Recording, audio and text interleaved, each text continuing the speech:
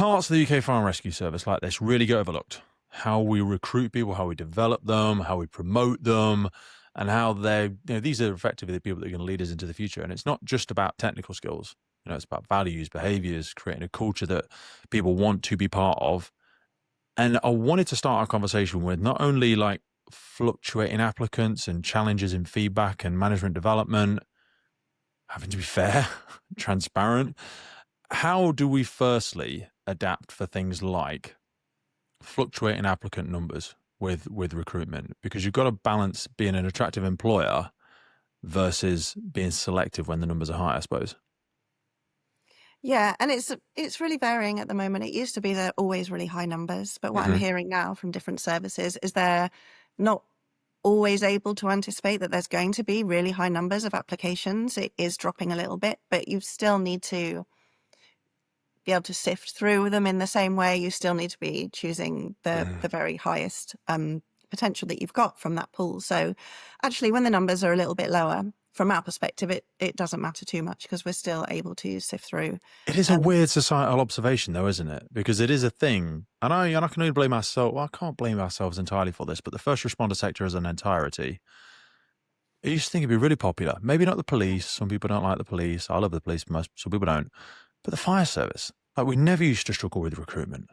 If I asked you to zoom out for a second and look at the sector, the job sector wider, why do you think people are having shorter careers and doing more different jobs now? We seem to not be in the mindset of I'm going to do so-and-so for 30 years. Yeah, that's been moving on for quite a while. And I think the more flexibility there is around the way that you can work and the more understanding there is about you're not just going to sell your soul to a company. You've got a life and you've got your own aspirations, and family is really important and personal development is really important. So it's not just about, I know that I need to leave school and I need to go to a company and they're going to pay me. It was all very transactional. I'll do this many Massively. hours. You pay me this, and then I'll go and I'll, spend. That was the Industrial Revolution thing, wasn't it? I'll get a pension, I'll work for the factory or the bank or the whatever. Yeah, and things have really... The pendulum can swing too far, where people get to you need to lay down in front of me and I can do whatever I like and I'm not really going to work for you and I'm just going to take the mickey. We don't want the pendulum to swing that far, but there is a big factor now of work-life balance. Like you see what they do in France where like, isn't the laws passed that you can't email past certain times in the evening? I remember. Yeah. I remember reading something. It might not be a law. There's an out of hours working thing. I might have to Google it in a second, but you're not allowed to like contact your employees. But Fire and Rescue Service thing with that and all emergency service, it's 24/7, isn't it? So yeah, it's like, and you see more people now who have on their emails, and this really works for me, when people will say, I will read my emails and I'll respond to emails at funny times. You've got it on yours, but that's just me. There is no expectation to respond to that. And I'm the same. I might not work on a Wednesday because I'm doing something with my kids, but I'll be working on a Saturday afternoon because I've got some time. It's nice to have that flexibility. I know not everyone has, but... When you're working with employers, certainly, my words, not yours, maybe some people with entrenched mindsets from an older approach who may now find themselves in senior leadership teams, and you are perhaps talking to them about their recruitment campaigns or their development work, and you try to explain the need for these work-life balances, because some of it also got amplified through COVID, didn't it? There was very much a bleed over from COVID that people were hybrid working, and then there was some people who said, right, everyone back in the office. And they went, well, why? I've done my job fine like this. Like, give me the pros and benefits of offering more work-life balance and hybrid working schemes for employees. There was so much evidence about it 30 years ago when I was at university and studying occupational and organizational. But we're about 30 years behind most stuff in the first responder sector, so speed us up. But actually, the Fire and Rescue Service is doing really well with it. Okay. There's an awful lot more flexibility now. And with the sort of work that I'm doing, even just assessments, candidates are fine to do it at home on most occasions. Previously, it would have been, oh no, we need to be able to see them. We need them on site. We need to know that they're here and it's them doing the assessments. Whereas now there's a lot more trust and it's about, no, as long as you've got the setup, you can do it at home, and all of our processes allow for that. So, and I think there's an awful lot that's built in with the fire and rescue service around well-being and an understanding that that is such a crucial part. It's not just about the individual, it's about the team, it's about the organization. If you're not taking care of well-being of individuals, all of the other areas, the service that you can give to the community, all of that's going to fall by the wayside as well. So the fire rescue services generally seem pretty good from the outside at knowing those concepts. Putting it into practice is always more difficult. A little bit more difficult. I say it only applies to certain elements. I can't crew a fire engine from home, but in the vast majority of other roles that are in, and even in different levels of leadership, there'll be predominantly office-based roles with a bit of an on-call capability to it. When we're looking at our high-level commanders, they're only on call for a bit of the day or at weekends or whatever.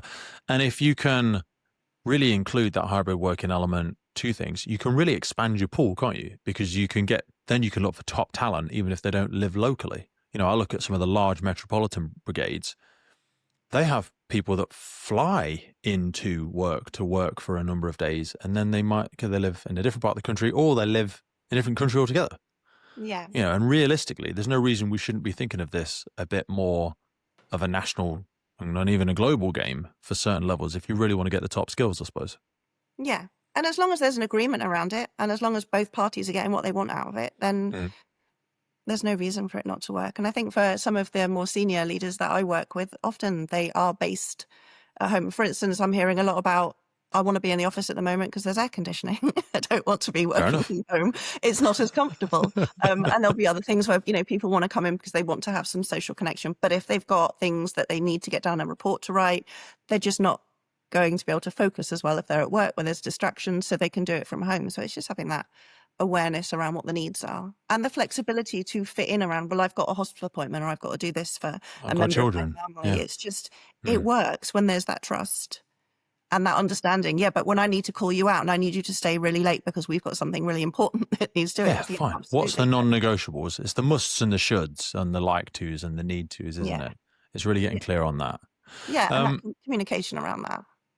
Values, putting values first, and values-based recruitment, if you will. I had a conversation with the National Fire Chiefs Council lead, Phil, recently, and he was talking about this. He was talking about values, and we recruit for values, and I was like, how? How do you think we recruit? And I wasn't being too intentionally provocative, but I was nudging to say, we test skills most of the time.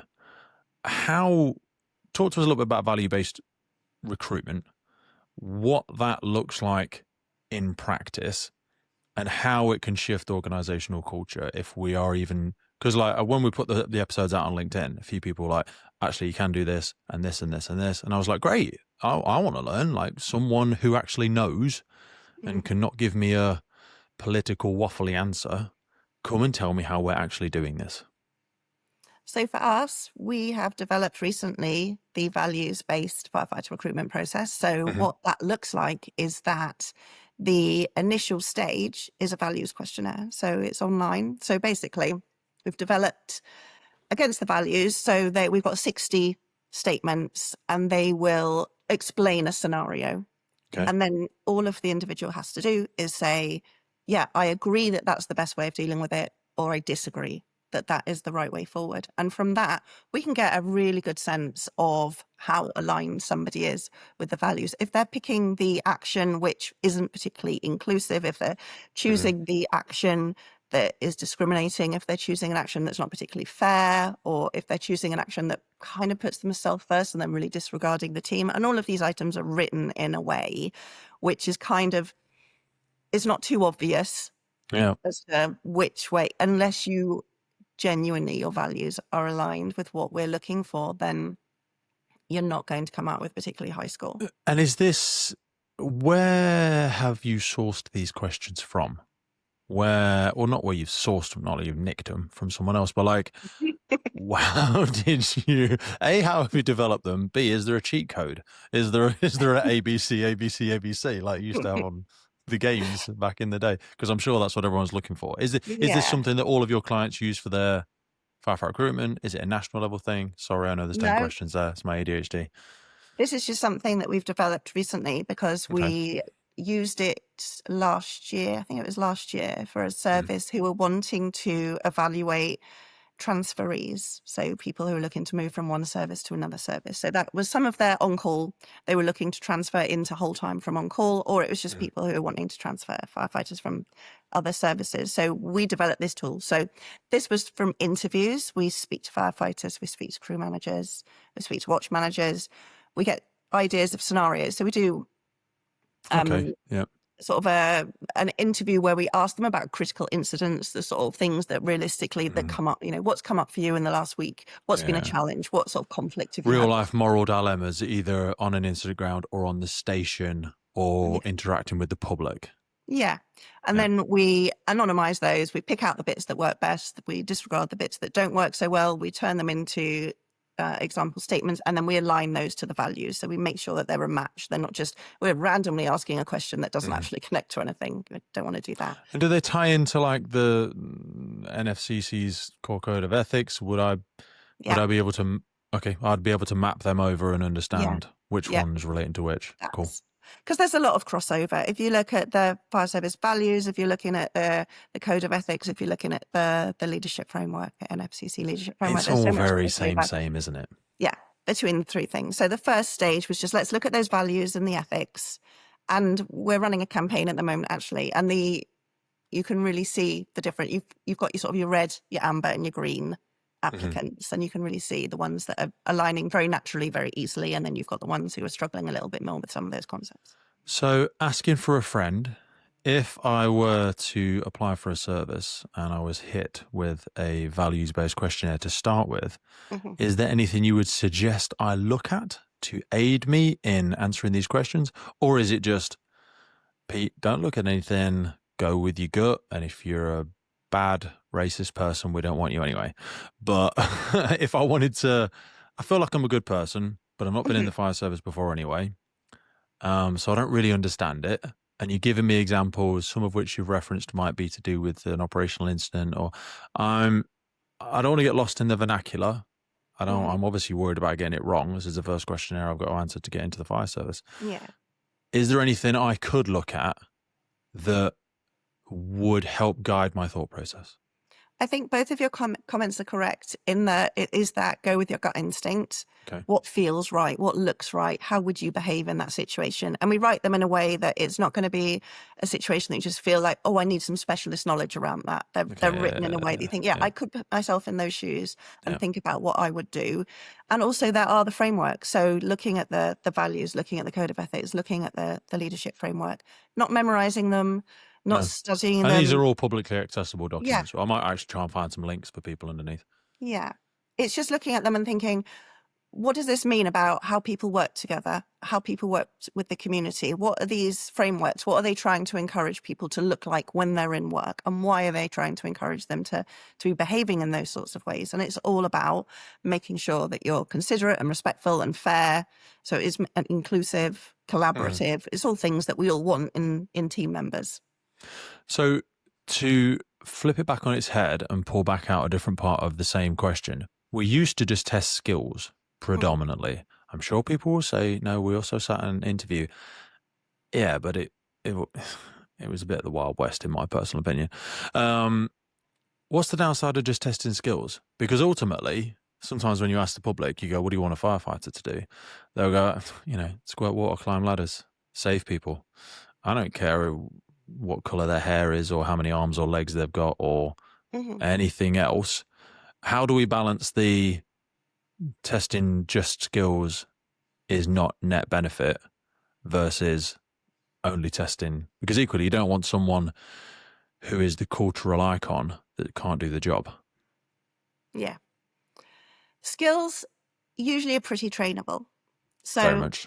I mean, there's certain things where, if somebody might be better with their manual dexterity than somebody else naturally, but it's something that they can work on. Their fitness, they can work on. And there's a lot of skills that it's just trainable. And even with some of the the maths, because in some services they will test maths and abstract reasoning, those sorts of tests. But a lot of that, with practice, you can get better at those things. Yeah. With the values, behaviors, and ethics, it's not that they're not trainable, but it's much more difficult to train those. Because you're getting into the nurture of the human being, aren't you? Yeah, I always say it's easier to train a skill set. It's almost impossible to train a mindset. It is more difficult to try and address somebody's core values, what they think fundamentally is important in how they treat other people and what they prioritize. So going for the easier option, if we can make sure that we got the values right first, then let's look at the training and the development and the skills. Yeah, like you say, because you'll close that skills gap 6 months, 12 months, 18. Well, I mean, the apprenticeships are like 2 years long or whatever they are. We already have a good way of doing that. But sometimes we still spit people out at the end of the sausage machine with bad values and go, oh, Jesus, how did one of them get through? Well, we never really tested for it, did we? Yeah. So, of course, they slipped through. It can affect so many things. It's not just the individual. The damage that person can do is massive. Yeah. It can really have such a huge impact. And then we come back to the well-being piece. It affects the well-being and the morale of the team. It makes them more difficult. If you think about a lot of managers, so much of what they do is about managing people and dealing with grievances and managing the difficulties that come up with managing people. So if you can be supporting that culture by having everybody kind of pulling in the same direction and working to the same set of values, it's just going to make everything work more efficiently. I ask a technical question on the podcast or an operational procedural question. Bang, 1, 2, 3P, ABC, this. I ask a cultural or a difficult conversation question or a morale question. There's a lot of ums. Because these are it's the difference between complicated and complex, isn't it? Like a lot of the stuff we do in firefighting is complicated. There's lots of steps to it, but you follow all the steps, you'll eventually do the thing. As long as you're fit enough, healthy enough, whatever. Human behavior comes in with complex, doesn't it? They are not necessarily predictable things. There's nuances and intricacies to each individual. And that is where you really need to narrow that funnel quickly from a values-based system, I suppose. Yeah. Definitely. I wanted to move to testing and interviews. So a lot of traditional stuff was written tests and formal interviews with people that have never had interview training. This is one of my bugbears. I know we've spoken about it before, but like services that I go to and even the place that I work, there's an interview training course that you must go on. But I said to them when I went out, I was like, how many people have ever failed this? And they said, what? Well, you can't fail the course. It's more of like a familiarization, do a bit of this, do a bit of that, and ask questions in these ways. And I'm like, they should be able to fail it because not everyone is a natural interviewer. Not everyone can build rapport. Not everyone can ask open questions and allow for space and all this sort of stuff. So for people that have been interviewing for 20 plus years and just doing written tests, I'm going to ask the impossible question of like, offer us some low-hanging fruit to why a member of your team is not necessarily better, but might offer something different than just me, who's only ever done an hour of interview training. And now I'm going to sit in front of somebody and have a big impact on their career. I think a lot of it is to do with the supporting frameworks around it, because it's not just about the interview questions. I mean, that's important as well. The amount of interview questions I hear where they've got 3 or 4 different parts to them, they go off in all different directions, and the poor person sat in the chair just thinks, what's my answering? Is that even English? And then it's just write that down for me. I'm not sure that even makes sense. I know, there is a lot of that. So I think it's having really clear interview questions, which are going somewhere. Why do you need to know this? Are you asking a question out of, pure interest, or how is that aligned to what you want the person to be able to do at the end of it, and how, not just what they're going to do, but how are they going to do it? So it's just making sure you've got those frameworks around you of, I'm asking this and I'm measuring it in this way. And often that gets missed. Yeah, there's a problem there with the balance between giving somebody autonomy with their recruitment process or promotion process, right? You're selecting for a new station manager, a new watch manager, a new whatever. And then you just kind of give them free will and they go, you know what? I'm fascinated with electric vehicles. I'm going to ask them about that.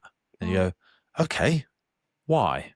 How, if you can show me the thread that relates to their organizational responsibility within their role map and how it relates to a national trend or an organizational trend or an emerging threat that would aid them in being better operationally prepared to effectively lead their team in the future, then go for it.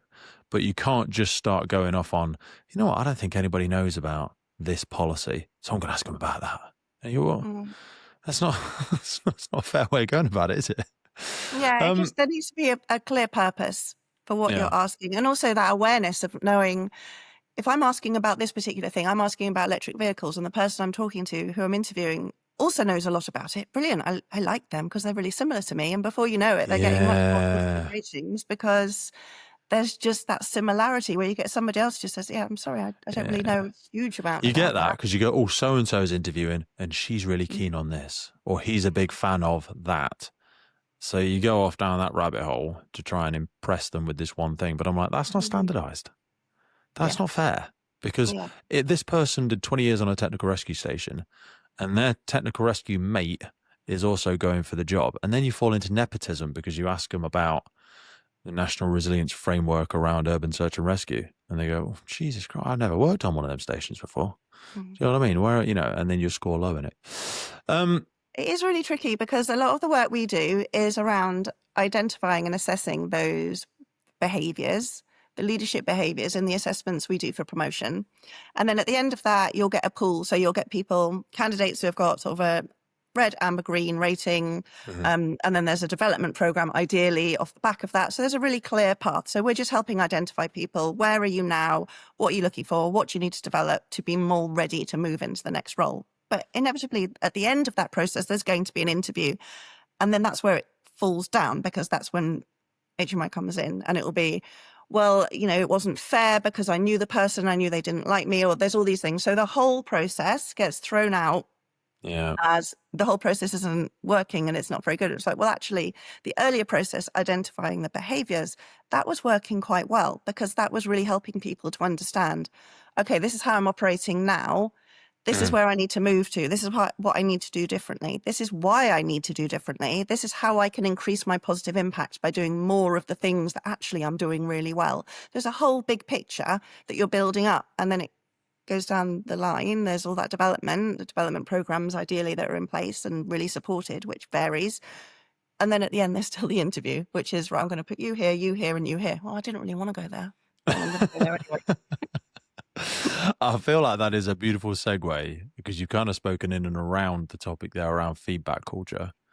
So feedback from assessment programs, assessment centers, promotion processes, they only really work if the managers are trained to actually interpret it and act on it. So you spoke about the red, amber, green stuff there. You spoke about development plans.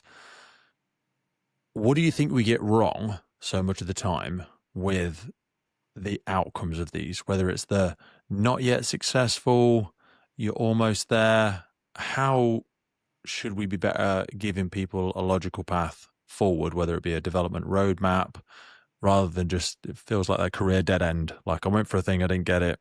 I'll just go back to work, shall I? And just like, kick the sand for a little bit and then I'll crack on and see if the next one's going to roll around and I'll try the same again or try something a bit different with no real path. Yeah. And I think if somebody's been through a promotion process and they haven't got the outcome they wanted, it's really demoralizing. And they are perfectly entitled to go back to work and kick around a bit and be a bit grumpy about it. But then there's a point where it is down to the individual to think, okay, I had some feedback and it suggested that I don't tend to do this or this and this, and that I might need to change my approach a little bit to that. And ideally, we would have had some feedback.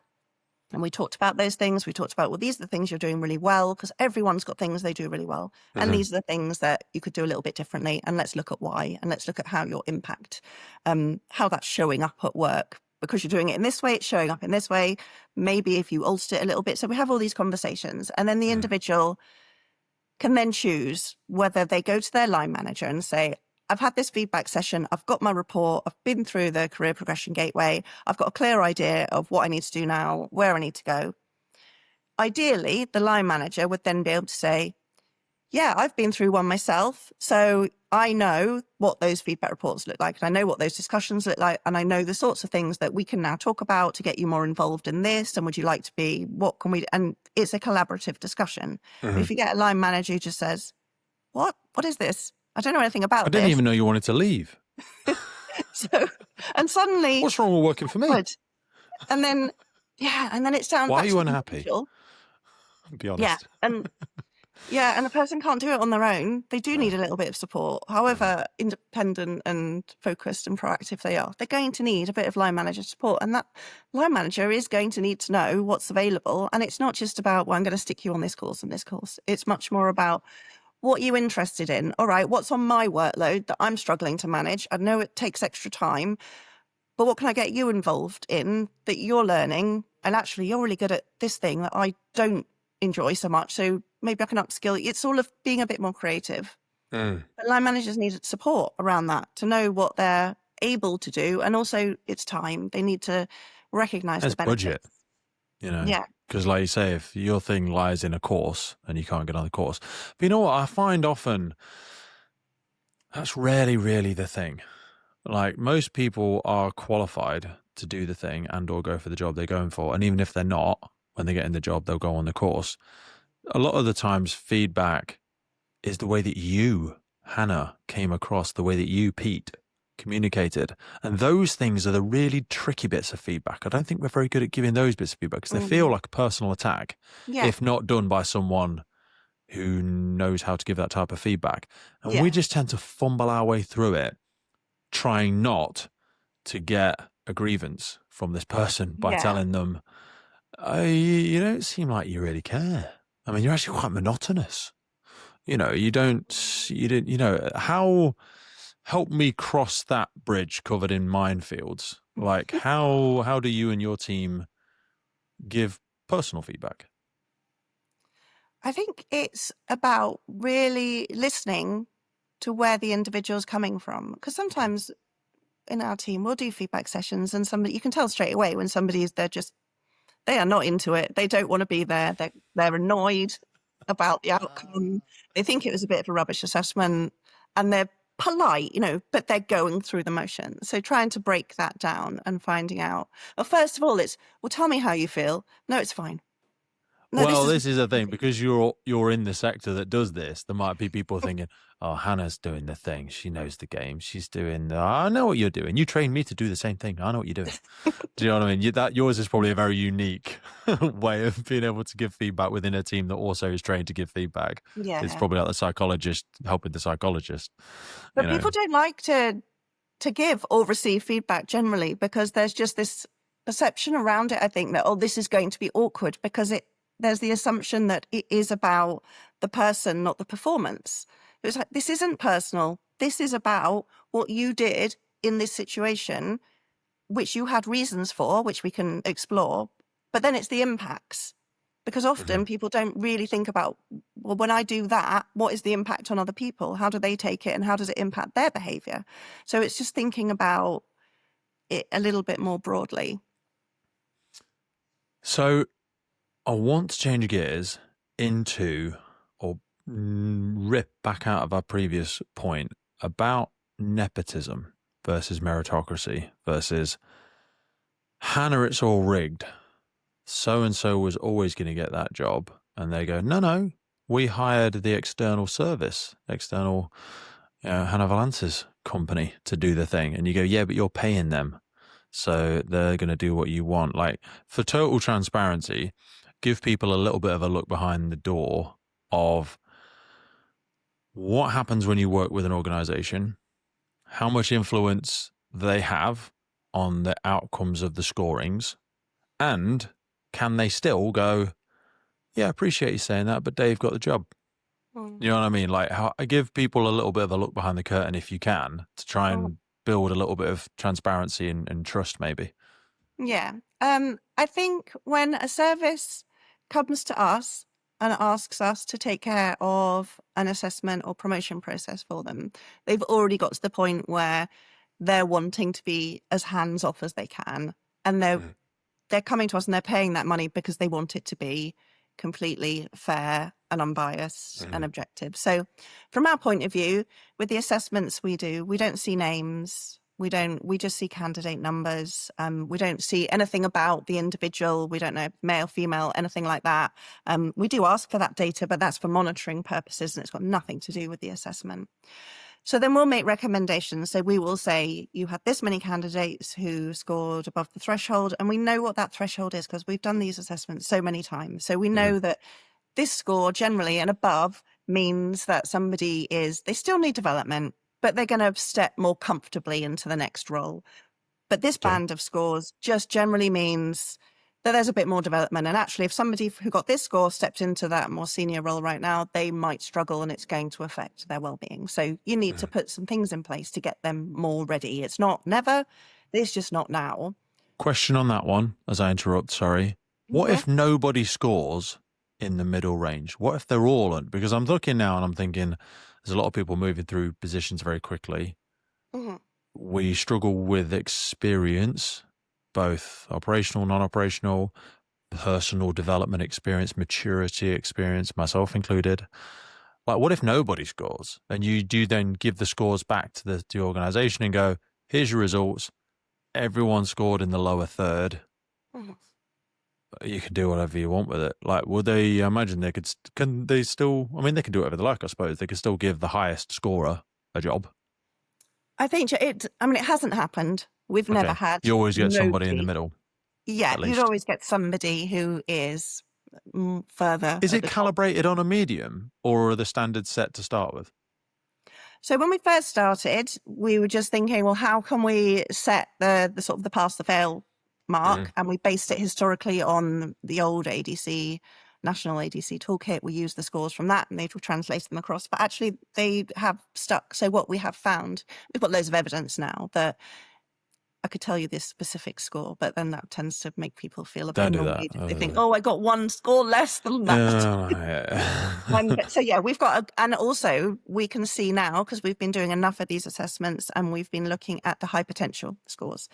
So for candidates who are scoring above in the high 70% consistently across the assessments we do, we've done some research with their line managers a year later, and we've just asked them to rate individuals who have been through the CPG, and the ones who has scored high potential in our assessments are the ones who score the highest by their line managers who have got nothing to do with our assessment. So that was a really nice piece of work. It's nice bit of double blind, yeah.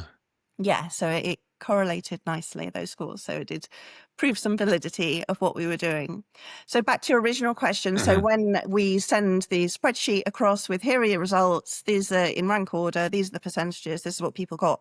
This is how we break it down by the leadership behaviors. This is how we break it down by the different exercises. From there, generally, services will then say, okay, so we've got a development program. So these individuals would go onto a development program. And what you really need is the development program for the people who've been successful. You need a development program for your ambers, and you need some sort of development for the people who haven't been successful. That time, there needs to be a route for all of them. And some services are doing better on that than others, but it seems to be something they're all working towards. Yeah, but you see middle and lower level leadership development programs, basically, don't you? For different people at different points in their career. Yeah. You just need something so there's some movement and there's progression forward, irrespective of the outcome from the CPG, the Career Progression Gateway. But as you said, there's still at the end of that process, you've got all the fairness and objectivity, but often the last bit of the process is an interview. Okay. And it is difficult. I think most services handle it in a similar way. And it's interesting that some fire services, I think it's to do with culture, some will get complaints about, oh, I don't think it's fair. I didn't like that this person... Do they do the interviews, though? Because you do the interviews as well, don't you, in certain circumstances? Can I get like a halfway package where you just do the assessment but you don't do the interview? And then I can also get a package where you do it all? No, we don't tend to get involved in the interviews. Oh, I thought you did a few interviews as well. I apologise. We have done, so it's different when you get to assistant chief, deputy chief, any chief fire officer work that we've done, then some of our psychologists will sit on the panels for those. But I think they should. Yeah. Yes. We've seen it go wrong way too many times, and we seem to have this. I think there's a lot of data that says we are perhaps not best placed to solely pick our leaders. They're my words, not yours. But Yeah. I very much think we could do with a little bit of outside observation and a pulse check. Yeah, I think there is more that could be done on that. Some Mm. services are doing a really good job with that, and we have been Well, if you're involved going to in a put this few. person in power of 30, 40, 50, 60 more million pounds, it's worth spending an extra couple of thousand on making sure you get a good one, I would say. Yeah, and But there's some anyway. good profiling that we can do where there's 3 different psychometrics. It's the personality profiling, but Mm. there's one in particular that's sort of looking at that risk taking. It's looking at the dark side behavior. So when you're under pressure, Oh, the dark it's triad. I all thought you were going to go there. yeah, it's Hogan inventory. So it is interesting. It's when you're under pressure, when things are difficult, when you're not at your best, what does that look like? Yes. That echoes back to a few recent conversations I've had. So I had one with a leadership development. He was a guy, but I think the organization he runs also works with women. And they do like an away trip they have like sheepdogs that they train as well. And when people get under stress, the way that they behave and the way that they lose control or try and assert themselves on it. But another conversation I had was a lady that was, she spoke a lot about scapegoating and narcissists and Dr. Oh God, I'm going to forget her name. Dr. Natalia something. I apologize. Sorry. What happens if you do character assessments and personality profiling and you go, oh God, there's a narcissist in the midst, or there's a psychopath, or because there is, like my words, not yours again. I've seen there's an old Professor Hare, there was the hair test. Do you remember the hair test? Do you ever read about? The hair test was a guy who was asked to do, he was a psychologist, or might have been a sociologist, asked to do assessments of prisoners to see how many psychopaths there were in prison. And they went, oh, right, there's like 90% psychopaths. Okay, but just to double blind it, let's just do a general public population study. And they found that a lot of people that had sociopathic, psychopathic, narcissistic tendencies tended to gravitate towards the top of organizations because sometimes those trends are useful and get you places.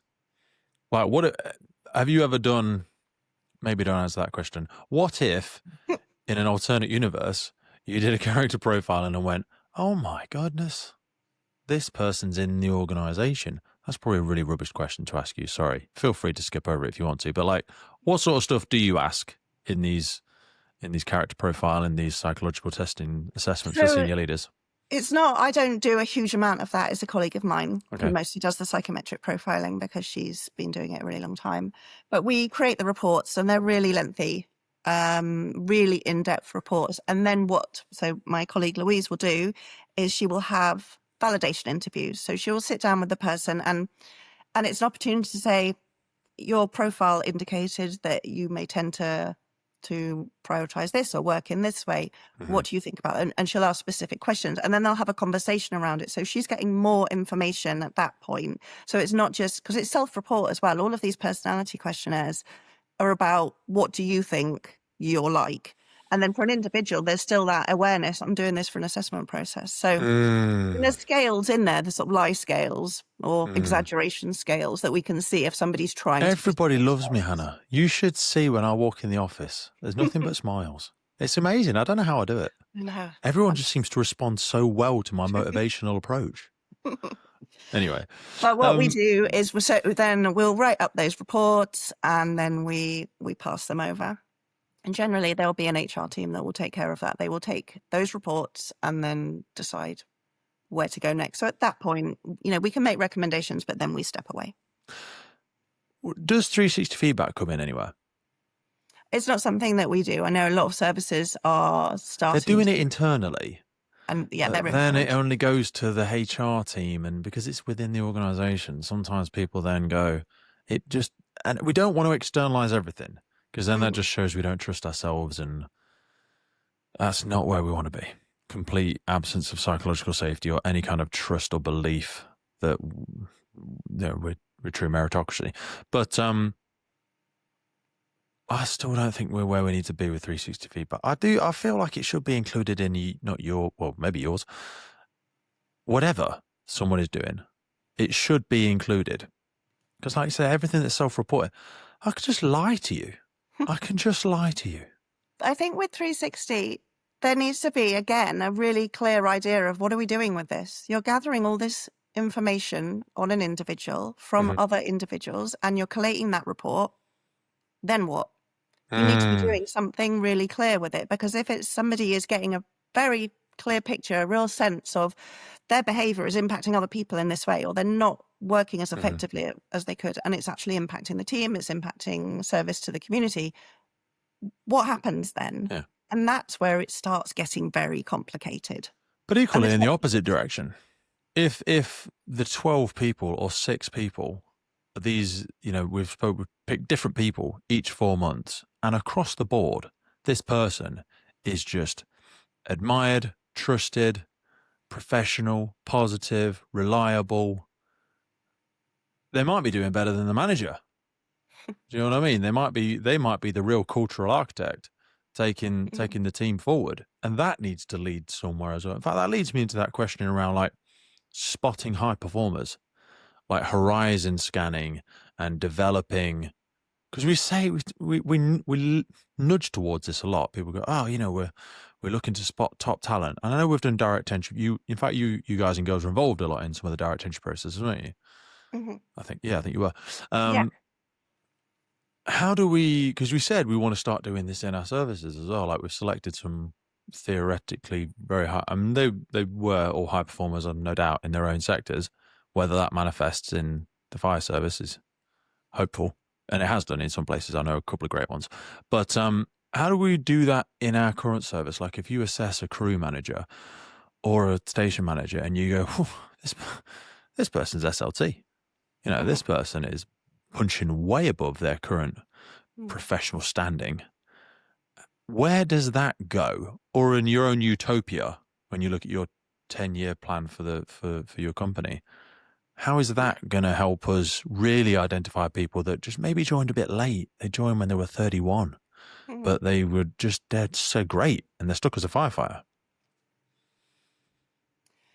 Yeah, I mean that we can identify them and we can pass that on to services, but then it's such a complicated set of actions. What it's so Well, it's political. such an archaic, just linear process that we Yeah, don't seem to have an appetite for jumping ranks or recognizing this person's in the wrong place.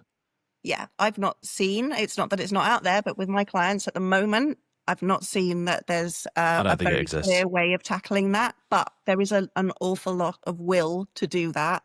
It is something that the HR teams that I work with are Mm. interested in developing. I want to be respectful of time. So equality, diversity, and inclusion. It's a massive thing. It's very important. We cover a lot of topics in and around that topic. Why are some groups, for example, women, neurodivergent firefighters at different levels, still hesitating to apply for promotions, do you think? Because supposedly that is still the case. And I can understand why it could be. I think on an individual basis, it just depends what sort of support they've had, what sort of role modeling they've had. For instance, there's an example where I might give feedback to individuals. I have given feedback to individuals who've been through an assessment and they say, well, I'm dyslexic, but I didn't say anything about that because I didn't want to be seen to be getting any advantage. So I went through the Mm. assessment and I did struggle a bit because I didn't have the additional time that I was entitled to. And then we'll have a conversation about that. I'm like, well, not only did you get the outcome you wanted, which may have been to do with the fact that you didn't get the support you needed, what sort of message is that sending Mhm. to your team that you would rather do an assessment without the additional support that you're entitled to? What are Why do we they? still look at it like a weakness? I know Because it's. societally, it's very recognized now. And we almost like laud, we idolize some of the incredible neurodivergent leaders in the Mhm, world and go, oh, this person's kooky and this person's really driven and this person's, has high function ADHD, or did you know so and so was dyslexic and so was dyspraxic? mhm. Yet we still feel like it's a failing for I us to think some admit of to having that that. that I don't think that's a fire and rescue service problem No. from a lot of the services I've spoken to. I think maybe it was in the past, but it's getting an awful lot better. But then that comes into the psychology part of it. Mhm. For a lot of individuals, if they get to middle age and they struggled with learning back when they were at school, so a lot of Mhm. attitudes and beliefs and behaviors that were laid down when they were in that environment, when they were at school and they felt like they were struggling to keep up, Special those sorts of needs. things, Yeah. that really Yeah. impacts an individual. So some of the decisions that they're making as adults and some of the beliefs they've got are basically the belief that they formed as a 5 or 6-year-old when they were getting treated a certain way in Mhm. school. So trying to unpick that, Yeah, and yeah, yeah. we can talk a bit about it in some of the feedback sessions, and it's really interesting about, actually, this isn't about your career now. Some of this is about how you were treated as a child and some of the things that you need to work through to feel more Don't comfortable. make it too personal. I will burst into tears. Because, like, if you're special, they ring your parents. If you're gifted, oh, they'll ring Mensa. But when I was growing up, and probably when you were growing up, you were just a bit special. You know what I mean? It was, oh, little Pete seems to really struggle focusing in classes. Mhm. And he's super disruptive and he Yeah. needs to be moved. So we're going to stick him with that kid that wears the helmet and the other one licking the windows. They're my words, not yours. I'm not trying to generalize about people with special needs. But do you know what I mean? Back then, that's what it was. We didn't have as much of an appetite to really have a sincere interest in this is a person with a different lens through which they view and interpret the world. And we just don't have the tools to help them. You know, there's a lot more tools out there, and you see adjustment. So you see workplace stress risk assessments, and you see reasonable adjustments, policies, and procedures coming out left, right, and centre in the UK Fire and Rescue Service Yeah. now. And Yeah. It's I think fantastic. to myself, how many people did we lose Hmm. from this sector over the past 60 years just Yeah. because there was nothing like that there?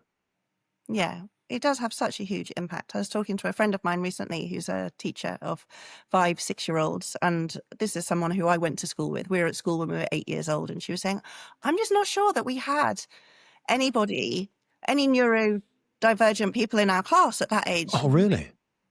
What about that kid? Oh, yeah, maybe that Oh, kid. yeah. Oh, you know that kid who used to get, stuck in the, oh, yeah, maybe that. And then Yeah. once we What about the started one that talking, used to come in and scream for 5 minutes and then they would take him out? Oh, yeah. Never did know what happened to him. Well, he works at NASA, but we it's, just didn't have the tools to help him back then. yeah. And I've had conversations with people giving them feedback, and they've struggled with an assessment, a behavioral assessment, and they're looking to get promoted. And then we talk about, okay, so what element of the role do you think suits your skills? What are you particularly wanting? And then it turns out that, well, no, I just actually would rather sit in a really small office and deal with data all day. Okay, Mhm. so this role that you were wanting to get promoted into, do you feel that that's the best fit for your skills? Yeah, no, really, I wouldn't want to deal with people. Okay, so maybe the role you're currently in, where you do get to sit in that office and deal with data an awful lot, maybe that's where you need to be because that's your skill set and that's where you're comfortable. So sometimes it's about That's tough, really. though. If you are a knowledgeable, intellectual, high performing person, but you struggle with working with other people Mhm, because often, no matter which way you want to go up, you're going to have to manage somebody. mhm. Whereas, we've seen this in CEOs outside of obviously our sector, but where they'll go, I'm not and they get in a CEO because they were actually best at brand design, or they were actually best at back engineering the sales process or advertising or whatever it is. There'll be parts of our role that are very much that. And people will probably see them as a real limitation to their progression because it is a really annoying thing where you go, area manager group, whatever, station manager A in this role, operational, in charge of 2 stations. Oh, we're going to put him in procurement because that's the obvious sideways move, and we go, yeah, that's a very difficult one. And we see this very much so when you get to senior leadership teams and they go, this person's now in charge of a massive budget. They've never done anything to do with 15-year financial planning. No Mm, wonder that is in a hole. Do you know what I mean? There is a yeah, real thing where the process has to be specific for the role. This is why I struggle a bit with pools, because pools at crew manager level or leading firefighter, it's similar because everywhere they're very similar. But, there's a lot of non-operational watch manager roles. And then as you go up, the variety just expands into different specialisms, doesn't it? So Yeah. how do you factor in that element of generic pools to these are people we believe have the potential to operate at that level, then getting into the niches of job specifics? I think this is when interviews work right, is when you have conversations rather than the traditional interviews where an individual sits down with the interview panel and they talk about, well, these are the roles we've got and these are the, what is it that you're looking for? Where do you want to move to? What interests you? And I appreciate that's really difficult when you're trying to fill all the gaps that you've got and you're trying to do it as efficiently as you can. But I think having a little bit more conversation about, well, where do you want your career to be going? What skills do you want to be developing? What skills are you bringing that you've already got? I think rather than just, well, here's a pool, right, we're going to take the top person. And I don't know if this happens. I think there's usually some interviewing Do you think we around. should make it public, or the scores in the pools? What do you mean?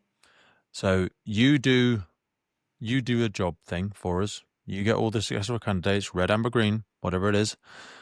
Should I, as a service, make that information available to all of the candidates?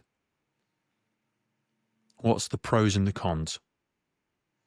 Well, I think they already, from our process with the feedback reports, people can see where they got the red, amber, greens, and anybody can go and compare their scores with their other colleagues who have also done the process and see their feedback reports if they choose to.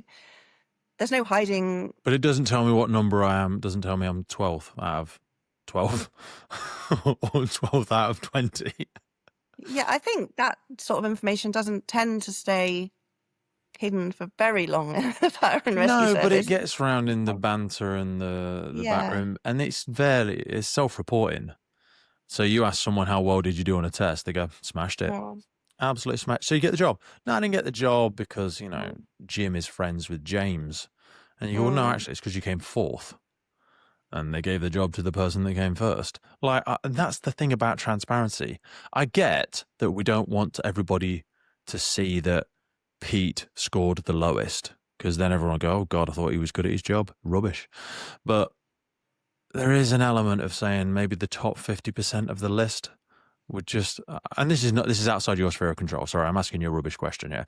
But I just think the organization should make that more transparent because it would engender trust, I think. Yeah, I can see what you mean. Also, it could just make people feel like, but I know I'm better than that person. Well, not on the day. Everyone judges themselves according to where they, what they know of other people. The reason we don't give scores out on our feedback reports, and we do say to clients, we would suggest you don't share the spreadsheet with the scores, simply because if you are given the choice between, you can have this feedback report that will explain your performance and behavior in relation to a red, amber, green rating, and it will really go into the wheres and the why-fors of why you behaved that way and what you showed us and what that indicates that you might be like in your role on the watch or in your team, or we'll just give you a number. Yeah. You go, well, it wasn't one, was it? So never mind. Yeah. So people just want the number because they just want to think, oh, did I do better than anybody else? We're binary And what thinking. we want people to take away is, what does that number mean? What does it show? Also, to argue the case, sorry, because I don't want to respect our time. If there was a top 5 and I go, right, Hannah, James, Sam and John have just been given jobs, I know I'm next because that's fair. But if I just get, you could say once everyone in the green list has got their jobs, the ambers will be next. But I don't know. That's why I'm not in this job. I get to ask impossible questions because it's not my. I think it really varies. Some fire services do it that way. I think they should. Greens go into a pool and then it's very clear, or there'll be others where after the CPG there's an interview at that stage as to whether somebody goes on to a development program for a particular role, or for some it's everyone goes on a generic development program and then there's interviews for roles. So it really varies. There's not. I think all the greens, this is my opinion, whatever it's worth, all the greens go into the thing, they get the order. Number 1, do you want this job? No. Okay. Number 2. Do you want it? No. And then the number 1 doesn't go to the bottom of the list. They just get offered the next whatever the thing is because they should, because they scored at the top. And I've many times not scored at the top. So I'm not saying this because, oh, it's all right for you to say, Pete, because I bet you always scored top. No, Hannah will know from previous conversations I've done like 48 promotion processes in the last 5 or 6 years. And I don't keep doing them because I get the jobs, just because I want to weekly practice interviews. I do enough of that on the podcast. I want to be respectful of your time. So I would love to look for a wrap up of, I can't afford your service, Hannah. What's some low-hanging fruit that I could say to my HR as they grit their teeth? This is the best practice that we've seen from Hannah's company. Maybe you should adopt some of it. What's some of the best practice people could think about? And then wrap us up with how can your organization help some of the people that are looking for some of the development and promotional challenges? So I think to start with, if an organization said, we can't afford your services, I would be dubious about that, because we have a very tiered approach. And for instance, for crew and watch manager and also station, we have what's called the CPG Lite. So it's a version where there's not as much feedback, or it's more generic statements that are picked specifically to the individual. But rather than have an assessor write out a lengthy paragraph of personalized feedback, it's a different style of feedback. So that is a lot more cost effective. So you can do 2 of the And exercises. they could then hand that to their HR team or a selected group of managers to say, we can collectively, off our own knowledge, build a development plan for people in this group. So that's an option, yeah. Yeah, the feedback sessions, we can do them for you, or we can hand over the feedback reports. We can give some guidance, and individuals, the line managers can do it. We do the line manager training if line managers want to be able to deliver the feedback. We can do group feedback sessions, so we can group a number of candidates who have had similar performance, similar sorts of scores, seem like they're performing in similar ways, and we can have a session with 5 or 6 people. So God, that must be chaos. They must be tough ones. Hannah, can I stay on after the call and ask you some personal questions? No, I can't do that for all of you. I'm sorry. This is you're going to get what you get, gang. Yeah, it's all in the management. Okay. But no, that is a skill set. Yeah. I mean, people are respectful of each other's time and careful of what they want to say in front of others. But as long as it can be useful in the covering the key things, that these are some of the key skills and behaviors that need to be altered, and this is how, and this is why, and generating discussion around that, it can be really useful. So there's lots of ways that we can make it as cost effective. Are services allowed to record them? There's some things that we record. No, not feedback sessions. We don't. No, I wouldn't have thought so, because it would be useful for a lot of people, but then everyone would have to sign it off. And with respect, that's your kind of intellectual property and your skill set that they'd then be taking a recording of and creating their own training package out of, which would be a bit naughty. But I don't mind that. I'm happy to share what I do and how I do it. If it raises practice in services, then so much the better. Some individuals will say, can we record this session because I want to share it with my line manager? So we can do that. And then finally, so you do the light version and you do the full version. Just to give me a little bit more depth on the senior leadership stuff, because that seems to be an area that there's widely varying approaches, and there's different opinions on what a senior leader should and shouldn't display in terms of their values and in terms of sometimes even qualifications. So what do you do differently for senior leadership teams? So we have the CPG up to area manager level. So specific exercises against the leadership behaviors, it's the same, because we want it to be the same at all levels. So whether you're a crew manager or an area manager, it's 2 exercises. It's the role play, it's the case study, it's measured against the leadership behaviors. Obviously the context is different, the level, the scope is different, but it's, again, you've got that consistency. When you get above area manager level, then it just gets a little bit more down to the individual preferences of each. It needs to be more tailored, doesn't it? Very much. You can't really sheep dip people at that level of influence. I appreciate that it does take a bit more of a personal touch. Thank you so much for your time today. I always love having a catch up and a chat. If people want to find out more, we're going to drop some links underneath here for you to go over and take a look. We're not going to put Hannah's email there because you could just go through the website and that'll be the best place for you to go.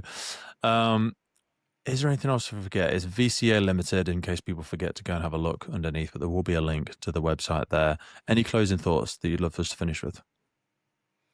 I'm just trying to think, for individuals who are a bit apprehensive about promotion, or, they'd like to progress, but they're just not sure it's right for them, I think I'd really urge people to have a go. I Okay. think because see it as a diagnostic. If your organization uses the CPG and you're a little bit concerned about it, in general, what we do is we'll have a briefing session beforehand. So I'll be on that call and I can answer any questions. There's an Oh, do e-learning. you? Okay, cool. Yeah, that works really well. Really enjoy doing those. So I can get all the questions. I can try and make people Which feel a little bit. informs your bit moving forward as well. It's like a self-perpetuating cycle to make it more Yeah. of a productive process for everybody, isn't it?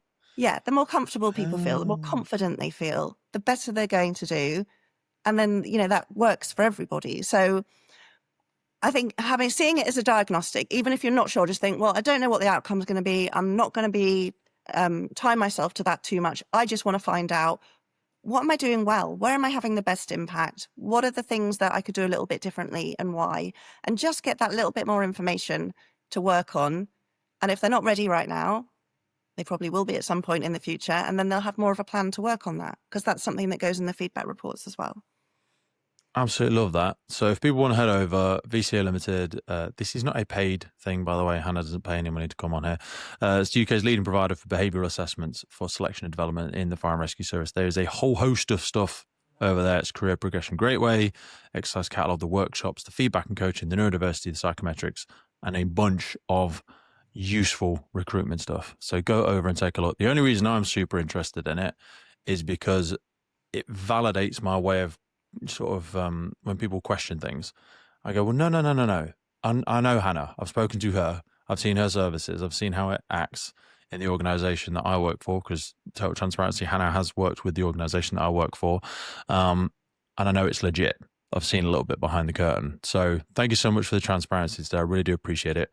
Please enjoy the rest of where you are. We won't share where you are, but you are having fun with your family at the moment. And I hope you have a wonderful time, and I look forward to speaking with you again soon. Thank you, Pete. It was lovely talking to you.